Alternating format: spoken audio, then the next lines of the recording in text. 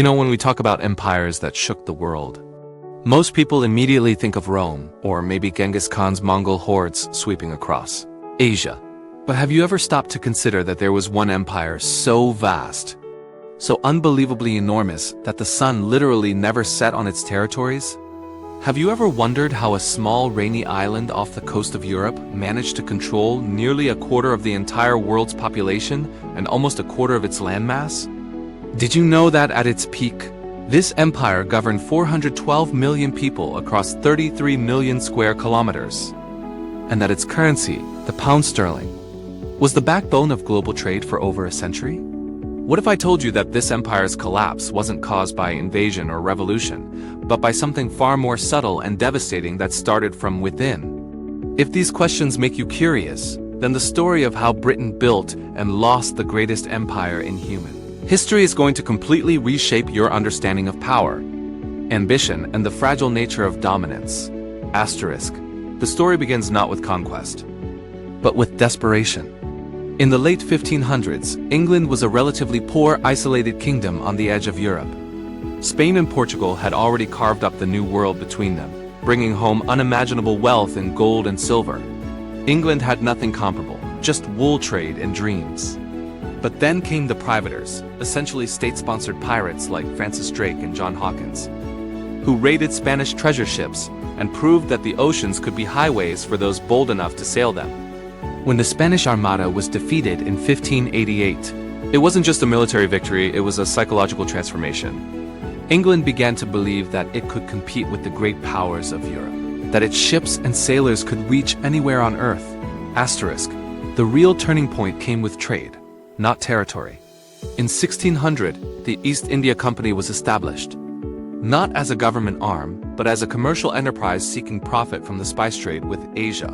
For nearly 2 centuries, this company operated as a hybrid of corporation and state, building fortified trading posts, raising private armies, and gradually transforming from merchant to ruler.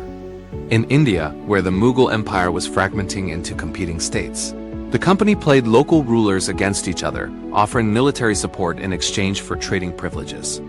By the 1750s, after the Battle of Plassey, the company was collecting taxes and administering justice across vast territories. The British government didn't plan this empire. It inherited it from merchants who had accidentally built one while seeking profit. Asterisk. The 18th century brought the first truly global conflict. The 7 Years' War from 1756 to 1763, which was fought in Europe, North America, the Caribbean, West Africa, India, and the Philippines. Britain emerged victorious, gaining Canada from France, Florida from Spain, and undisputed dominance in India. But this victory contained the seeds of future problems. The American colonies, which had developed economically and politically during the war, resented new taxes imposed to pay for their own defense. When Britain tried to assert greater control, the colonies revolted, and in 1783, Britain lost the most populous and prosperous part of its empire. This defeat was traumatic, but it also forced a strategic rethinking. Britain would build a different kind of empire, one based on naval supremacy, free trade, and informal influence where possible, direct rule only when necessary. Asterisk. The 19th century was when the empire truly exploded across the globe. The Industrial Revolution transformed Britain into the workshop of the world, producing manufactured goods that needed markets and raw materials that needed sources. Steamships and railways shrank distances. The telegraph allowed instant communication across continents. And behind all of this was the Royal Navy, the largest and most powerful fleet in human history, with a policy of maintaining more ships than the next 2 navies combined. This naval supremacy meant Britain could protect its trade routes, project power anywhere, and prevent any rival from challenging its position. Asterisk. In Africa, the scramble for territory began in earnest after 1880. Britain seized Egypt to protect the Suez Canal route to India. It fought wars in Sudan, South Africa, and West Africa. It established colonies and protectorates across the continent, often justifying expansion with the language of civilization and Christianity, while the real motives were economic and strategic.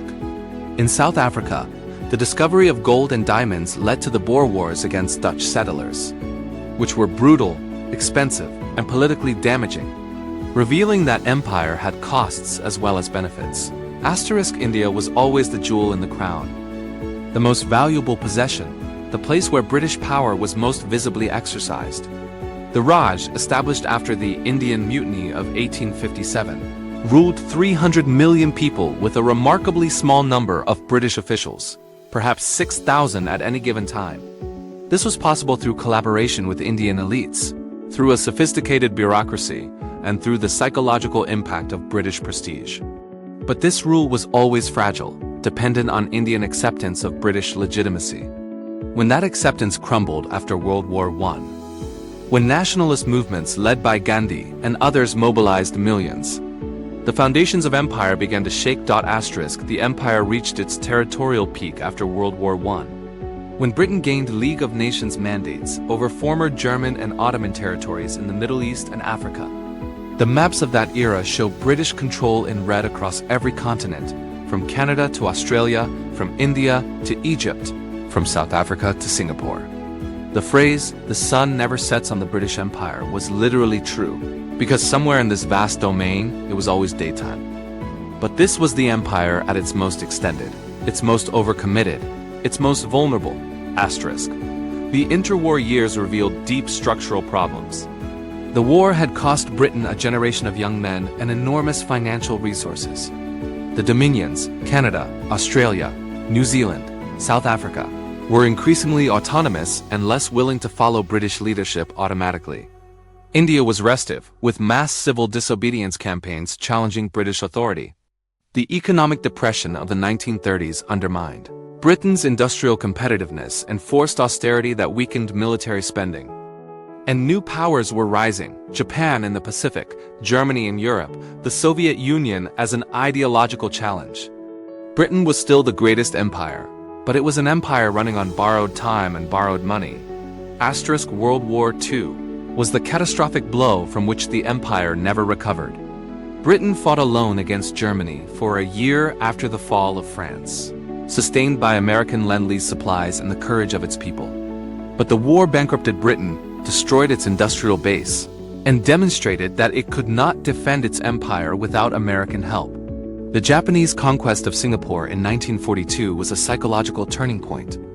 The moment when non-white soldiers defeated British forces in Asia, shattering the myth of white invincibility that had underpinned colonial rule. After the war, Britain was exhausted, in debt to America, and facing nationalist movements across its empire that it no longer had the will or resources to suppress. The post-war collapse was remarkably rapid. India was partitioned and granted independence in 1947, a decision made in haste that led to mass violence and millions of deaths. Burma and Ceylon followed in. 1948, Malaya fought a communist insurgency before gaining independence in 1957. Ghana became the first black African colony to achieve independence in 1957, and within a decade most of British Africa was free. The Suez Crisis of 1956, when Britain was forced by American pressure to withdraw from its invasion of Egypt, demonstrated that Britain could no longer act independently, even in regions it had dominated for generations. The empire that had taken centuries to build was dismantled in little more than a decade. So what remains of this empire that once ruled a quarter of the world? The English language, now the global lingua franca. Parliamentary institutions in dozens of countries. Legal systems based on common law. Cricket, football, rugby as global sports.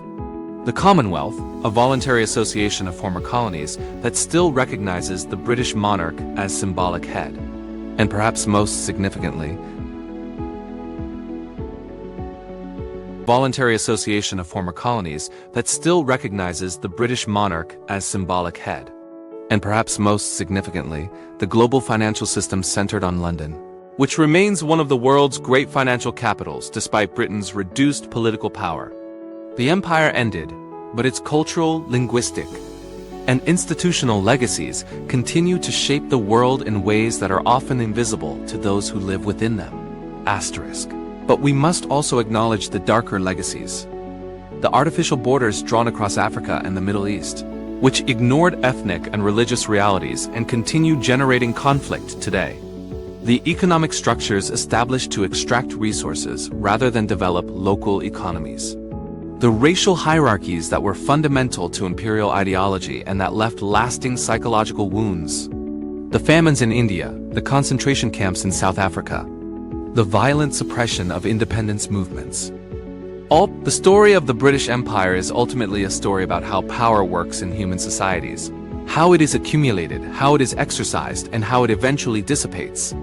It reminds us that no empire, however powerful, however extensive, however confident in its own permanence, can escape the forces of change, the aspirations of subject peoples, the costs of overextension, and the inevitable shifts in economic and military balance.